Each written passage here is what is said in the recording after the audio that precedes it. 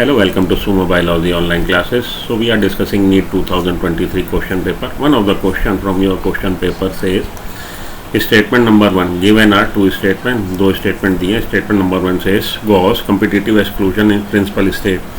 इन्होंने Gauss scientist ने दिया competitive exclusion principle जो कह रहा है that two closely related species competing for the same resources cannot coexist indefinitely.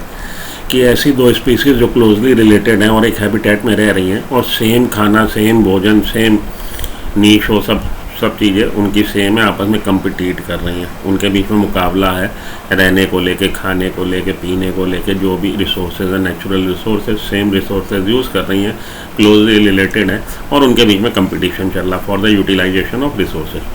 उससे क्या होगा कि competitively inferior one will be eliminated eventually. कि भाई दो पहलवान लड़ रहे हैं तो अल्टीमेटली एक पहलवान दूसरे को पटक देगा. जो इन्फीरियर है, इन्फीरियर जो अडेप्ट नहीं कर पाएगी अपने सराउंडिंग से, जो कम्पीट नहीं कर पाएगी अपने सुपीरियर से, अल्टीमेटली उसका एलिमिनेशन हो जाएगा. ठीक है जी, ये गॉस का प्रिंसिपल कह रहा है, ये स्टेटमेंट है. दूसरा कह रहा है in general carnivores are more adversely affected by competition than herbivore.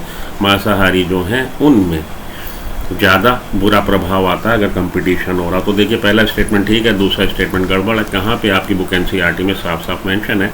Class 12 biology chapter number 13 organisms and population, वहाँ पे देखिए ये लिखा है Gauss competitive exclusion principle states that two closely related species competing for the same resources cannot coexist indefinitely and the competitively inferior one will be eliminated eventually.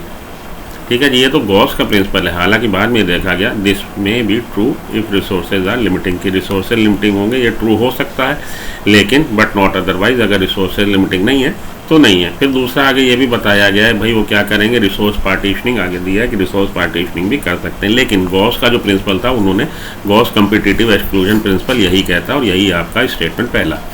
दूसरा है जी किस तरह में कंपटीशन में कौन ज़्यादा एडवर्सली इफेक्ट हो रहा है, तो वहाँ पे लिखा था कार्निवोर, लेकिन इन जनरल इसी लाइन के ऊपर लिखा है in general herbivores and plants appear to be more adversely affected by competition than carnivore. तो सेकंड स्टेटमेंट जो है वो रॉन्ग है, फर्स्ट स्टेटमेंट राइट है.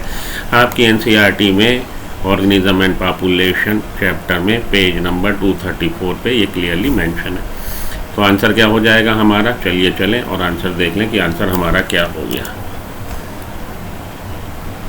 आंसर हो गया हमारा कि statement number 1 is correct and statement number 2 false. तो option 4 is the correct answer. You should avail option 4. I hope it answer the question. इसी तरह के वीडियो सोल्यूशन के लिए चैनल को सब्सक्राइब कर लीजिए, वीडियो को लाइक कर लीजिए. मिलता हूँ ब्रेक के बाद नेक्स्ट किसी सोल्यूशन के साथ. Thank you.